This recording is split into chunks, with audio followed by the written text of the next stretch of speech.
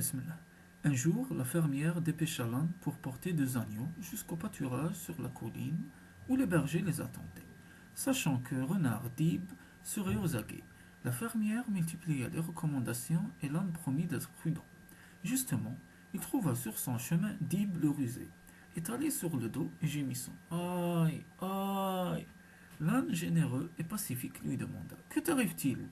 J'ai la patte brisée. Aïe, pitié, porte-moi.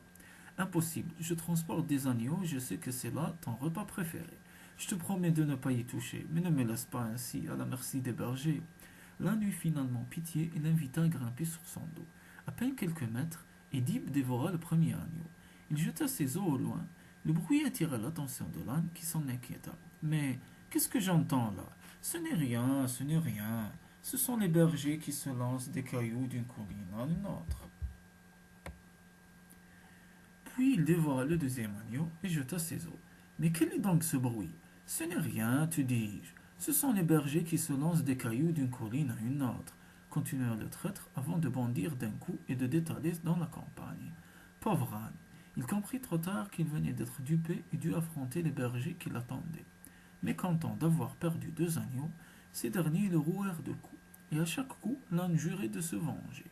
Le temps passa, et l'hiver s'annonça particulièrement rude. La nourriture se raréfia, et les animaux avaient faim.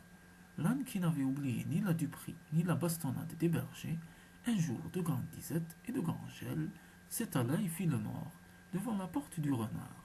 En sortant la première, la renarde le découvrit. Elle revint vite sur ses pas et réveilla son mari. Lève-toi, le ciel nous comble, l'âne est mort devant notre porte. Dip sauta de son lit et se pourlécha les babines. Quelle manne! De la viande fraîche! Ma femme, vraiment tu ne m'annonces que de bonnes nouvelles. Tu es mon porte-bonheur, mais comment l'introduire dans la maison pour les découper? L'idée surgit de l'esprit de la renarde.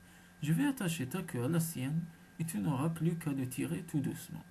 Le renard acquiesça, mais une fois les deux queues bien liées ensemble, contre toute attente, l'âne se releva d'un bond et fila à toute vitesse, emportant son ennemi derrière lui. Traîné sur le sol gelé et caillouteux, Dib hurlait, implorait le pardon, mais l'âne continua sa course.